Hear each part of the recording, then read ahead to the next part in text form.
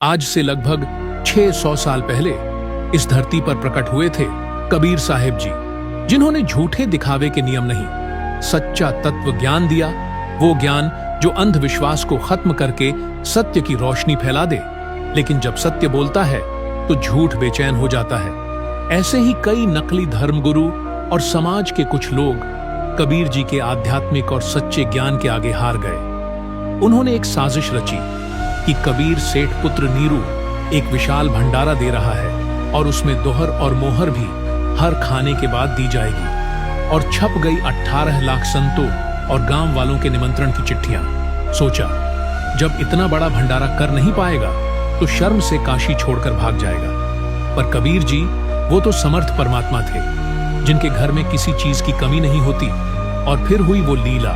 सभी साधु संत, बाबा, गांव वाले जो भंडारे में आए थे, उन्हें तीनों समय भंडारा, हर बार दोहर, मोहर, सूखा राशन भी दिया, जैसे सूखा आटा, चावल इत्यादि। पर अन्न भंडार समाप्त न हुआ, चाहे कोई 3 बार भंडारा करे या 4 बार। हर बार भोजन करने के बाद उन्हें वही दोहर मोहर दी गई।